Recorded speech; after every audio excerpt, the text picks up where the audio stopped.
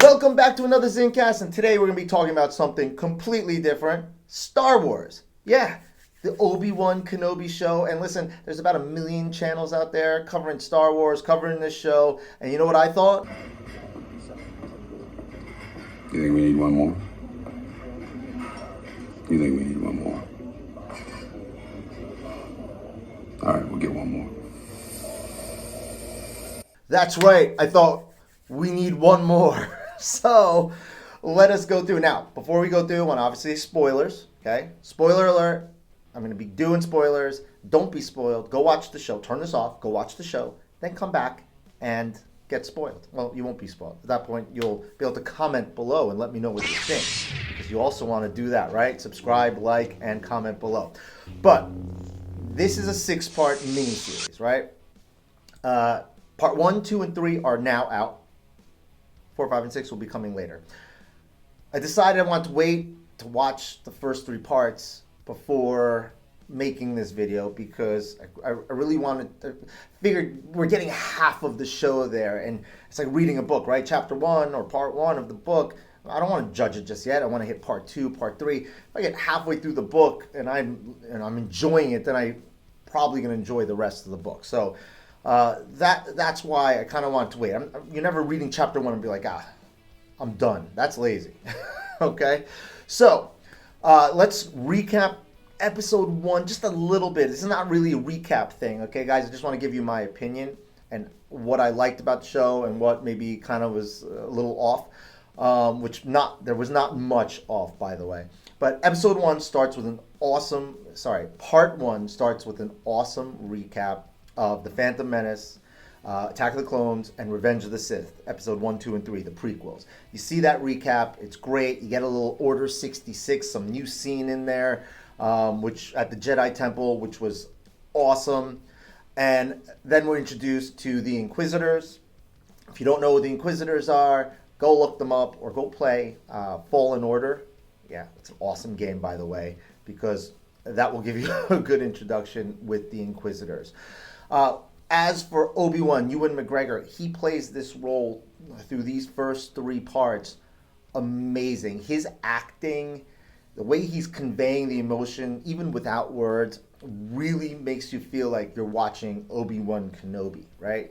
You're not watching an actor play Obi-Wan Kenobi. So I love that. And when you meet Obi-Wan, you see that this is 10 years after Revenge of the Sith, and he is sad, depressed, broken, a shell of what he used to be. He's cut himself off from the Force.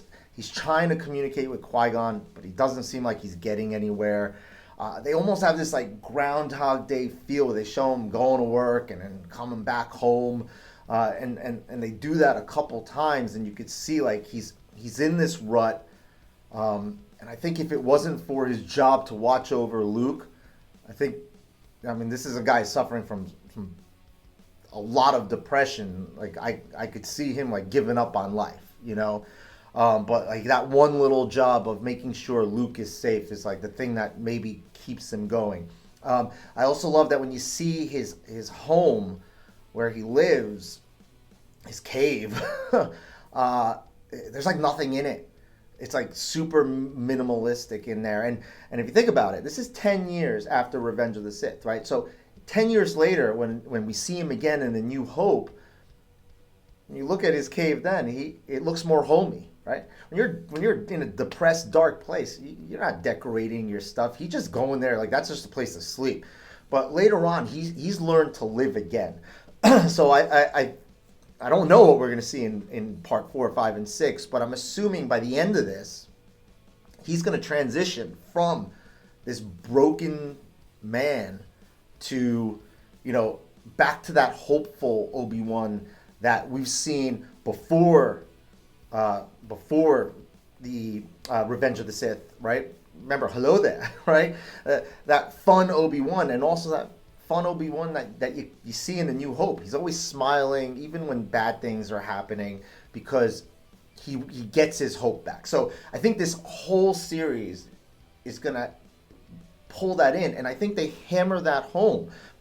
I heard complaints that people were complaining that it doesn't look like the Obi-Wan in New Hope. Like he's too mopey, he's too sad, he doesn't have the Force. Yeah, that's the point. That's where he's supposed to be, and he's gonna come around. We're gonna watch that evolution, right? That's why it's the Obi-Wan Kenobi show. He won't even help the Jedi that's running away from the Inquisitors, right? He's buried his lightsaber. Okay, he's in total hiding. Him and Uncle Owen, they have great exchange there, where he actually hints of like, well, listen, at some point we're gonna have to train Luke, and Uncle Owen's like, like he trained his father. I mean, that was an awesome line.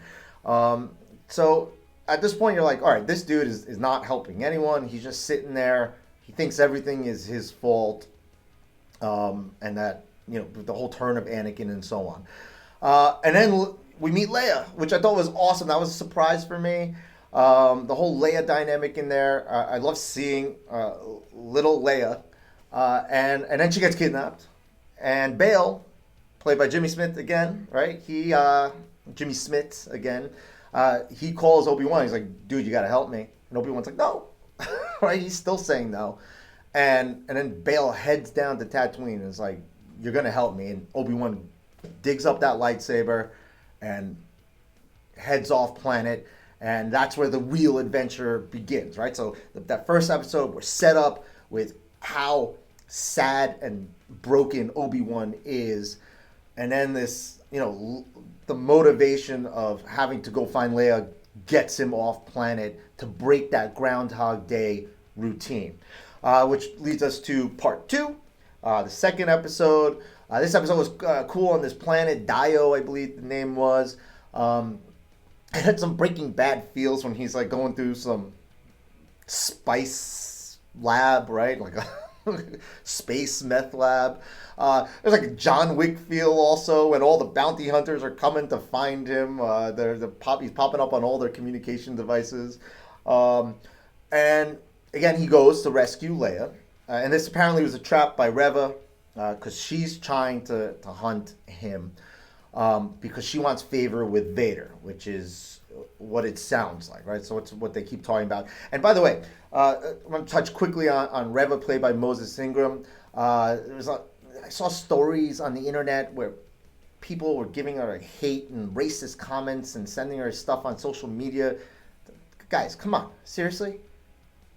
What's wrong with people? What's wrong with people? Like, don't do that. If you don't like someone's performance, that has nothing to do with, you don't have to be hateful, right? You don't have to be racist towards them if you don't like their performance. You be, I don't like you as an actor. Great. Keep that to yourself also. Why do you need to tell them? I don't tell people I don't like people's acting or actresses, right? And also, by the way, you know, there's something called writing. So, you know, you do your best job as an actor to work with the writing. Personally, I enjoy the Reva character. The other Inquisitors talk down to her. She seems to be low on the totem pole. They don't seem to respect her at all. She does have, I think, more of a unique Force power. Well, not unique, but maybe it's more concentrated for her, where she can read minds and sense minds much better, sense thoughts much better than the other Inquisitors, which is why it looks like they keep her around. But she wants to work up that totem pole. She has a ton of anger and rage. She's super impulsive. And if the writing crew said, hey, this is the way this character is, then Moses Ingram is playing it to the T. So I think she's doing a great job there. And at this point, another great scene in part 2, where Leia and Obi-Wan are having a conversation, and Leia's being that stubborn little girl, and he's like, you remind me of someone, and I totally got Padme there. And the thing is, when I was watching it, before Obi-Wan said it, I was like, oh, she kind of reminded me of Padme, the way she's like bossing him around and like being stubborn, like specifically from episode 1, Phantom Menace, where, you know, she's like pretending to be the handmaiden, and she's trying to, she's like, oh, I'm going, or I'm doing this, and they're like, or she's like, the Queen wouldn't approve, right? And she's kind of bossing around Qui-Gon and Obi-Wan in that movie. And in this case, I think that's what I was feeling. And then Obi-Wan says it. And I was like, I was thinking that, which is awesome writing, by the way, awesome creativity there. They made us feel it, and then they even brought it out to hammer it home. So that was great. And then there's a little scene where Leia's running away from Obi-Wan because she just met this guy and she doesn't really trust him too much. And by the way, Obi-Wan keeps telling people, I'm Ben now, I'm Ben now, I'm Ben now. Okay, so he's hammering that home. But she ends up trying to jump from a building and she falls and she grabs onto a cable and she's falling and he has to use the Force to stop her from falling, right? Because this is a high spot. She's not going to make it. And it's a struggle, and the way you see Ewan McGregor like act that out, you can tell he's struggling. And at the nick of time, he finally does it. So this is a man that even his Force powers have left him because of how he shut himself out from everything, from the world, from the Force. Again, he's broken, and you see that here, and they hammer it home. So now they're trying to escape, and the Reva character, Reva, I believe, she's got him kind of cornered. He's hiding in some sort of like a cargo room, and there's a cargo ship that they're trying to get to. And one of my favorite lines that she does, just remind me like from like a horror movie or something. She's like, Obi-Wan. Remind me from like Nightmare on Elm Street or something like that. But I love that. I love the way she did that there. And then she reveals that Anakin is still alive. Darth Vader is still alive. And when you see Obi-Wan's face, again, Ewan McGregor selling this, like, what? Like, this is shock to him. He does not know this. And, like, it's almost like his world is, like, collapsing in. Like, I don't know. It's just an amazing, powerful scene. Now, remember I said there's some things I didn't really agree with. I didn't understand. The Grand Inquisitor shows up and Reva stabs him through the stomach, kills him. I don't know. I mean, in Star Wars, you're not dead until you're actually dead, right? So many people come back. Just ask the Emperor. But yeah, it looks like she killed him. But Obi-Wan escapes during this, the time where they do a little infighting there, the Inquisitors. And when he escapes, he's still focusing on that Anakin thing. And I think he's like reaching out a little bit and trying to like use the Force. Like, is this true? Is this whatever? And he says Anakin, and they cut to Anakin Vader in the bacta tank, right? And he opens his eyes, like almost as if he sensed Obi-Wan, right? Because if you think about it, every time he's in there, he's probably just sitting there and meditating and feeling the Force and trying to find Obi-Wan because he really wants to find him, right? So now we move to part 3, okay?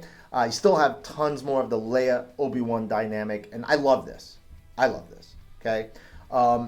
And there's even a scene here where they talk about, he's like, you remind me of my your mother, and she's asking him about the mother and asking about the father, and it's a heartwarming but like tragic scene because what happened to Padme and what happened to Anakin, and of course Obi-Wan's not going to tell her that. Long story short, I'm going to cut. This episode was great, okay? But the best parts of it all were, obviously in the beginning, you see Vader. He's talking to Reva. They mention the Grand Inquisitor is dead, and he's like, hey, you find Obi-Wan for me, you will be Grand Inquisitor. But if not, like, I'm going to kill you, right? Like, Vader is, he's hardcore on this. You see his Mustafar castle that he's built. And you see his throne room. This is all awesome stuff that you've only comics or cartoons, right? This is live action now. You're seeing it. And again, Obi-Wan trying to get off this planet, meets up with Haja's friend who's trying to help them. And again, there's more dynamics between the Inquisitors and the fifth brother and Reva. They both want that Grand Inquisitor spot, it looks like, because now it's a vacant spot, apparently. I don't know. I feel like he's coming back. I feel like the Grand Inquisitor is coming back. But let me take a look here at my notes. But then the coolest stuff happens. Obi-Wan gets this feeling. And again, like you see him, like you're like, what's he doing there? And like Ewan McGregor sells this, like something, a tremor in the Force is the best way to describe it.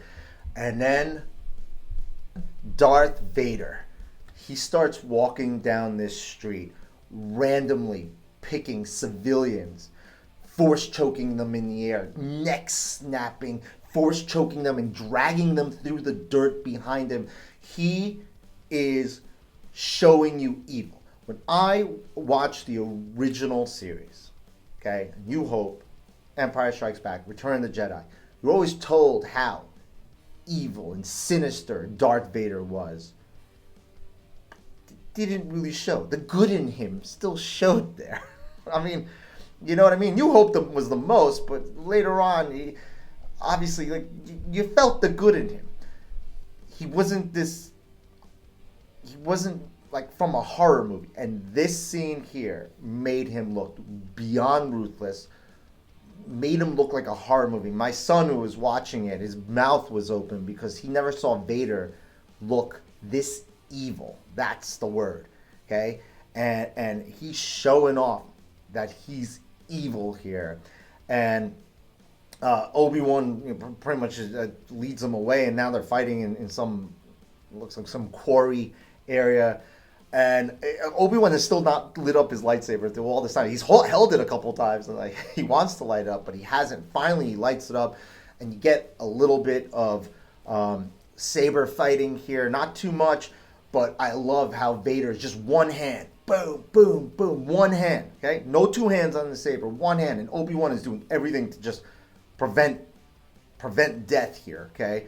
But you could also tell Vader does not want to kill him. And I think one of the best lines is Obi-Wan says, "What have you become?" And Vader goes, "I am what you made me." Like, that was amazing, because that must have went deep into Obi-Wan's soul, okay? Because it's right. I mean, not just from the fight on Mustafar, but just from, you know, in Obi-Wan's mind, he failed Anakin's training that Anakin turned to the dark side. So even without that Vader suit, he is what Obi-Wan made him, if you think about it. And that definitely had to sit with Obi-Wan. Obi-Wan did a bunch of running away. You could see the fear in Obi-Wan's face. He's scared of Vader. And again, Ewan McGregor does this amazingly. And then finally, Vader force chokes him in the air. Obi-Wan drops his lightsaber. Later, Vader ignites the ground. There were some rocks, I guess they were flammable. They light up, and he throws him into it. He's holding him, dragging him with the Force through this fire. And he's like, "You're going to suffer. I'm going to make you suffer," pretty much is what Vader tells him. And Obi-Wan saying there in fire must be feeling like this is just a fraction of what Anakin felt, right, when he was burning on Mustafar. And then I don't know the character's name, but the rebel that's helping them, intervenes there a little bit, and she has a droid with her, or I think it's a droid, and they take Obi-Wan, but at the same time, he's separated with Leia at this point, and Reva gets to Leia. And that's how the episode, or this part 3 ended. I keep calling them episodes, but they're really part 1, part 2, part 3. And it was amazing. It was amazing because you felt everything in there with Vader, the hatred, like how much he wanted to destroy Obi-Wan, and Obi-Wan's fear. But you also saw some parts with that Leia Obi-Wan dynamic where Obi-Wan's starting to get a little bit more hopeful. Like there's glimpses of it, right? So I can't wait to see where this goes for part 4, part 5, part 6. I'm hoping when this is all said and done, Obi-Wan is back to, he's transitioned, or you see how that transitioned to the Obi-Wan that we saw in A New Hope. That foundation laid out from there. And again, I'm seeing glimpses, right? You're seeing glimpses of it through part 1. Part 1, you didn't see any glimpses of it until he decides to leave to go do something besides what he's been doing, right? Get out of Groundhog Day. Part 2, again, he now reaches out and uses the Force, right? He's reconnecting with the Force. Part 3, definitely with the Leia dynamic. I think him reminiscing a little bit there with Padme and knowing how hopeful and how good she was, and even maybe probably remembering Anakin in his good days, is going to help him out. But then, of course, Vader there. That probably was a little bit of a setback. But now I think he knows what he needs to do here. So all in all, first 3 parts of the Kenobi series I thought were fantastic. I thought the acting in general, specifically from Ewan McGregor, was top notch. And I'm liking it. The lighting effects on the lightsaber, that because they were fighting in the dark, were really, really, really cool. Kind of reminded me of Episode 2, Attack of the Clones, when Anakin and Dooku are fighting at the end there, when the lights turn off and there's like a little bit of smoke and they're fighting. So yeah, but I digress on that. It was amazing. I can't wait. If you're a Star Wars fan, I think you're gonna love it. If for some reason you just want to complain about everything, then I'm sure you'll find stuff in here to complain about. But I mean, I don't see why. Why? You watch these TV shows or these movies to enjoy them, okay? So sit down and enjoy them. Go in and be like, I want to be entertained, and trust me, this is going to deliver. And you know what I hope? I hope they do a Vader series, like maybe something in between Revenge of the Sith and this Kenobi show, right? Maybe like right after there, right after Revenge of the Sith. I would love to see that. And maybe if this show does really well and the viewers are good, then maybe the viewer numbers are really good and they get more subscriptions. Maybe that will happen. So I hope you all enjoyed this video. I hope I didn't ramble on too much. Give it a shot if you haven't. It's amazing. And again, if you don't agree with stuff, there is absolutely no reason to send hateful or racist comments to any actor or actresses, okay?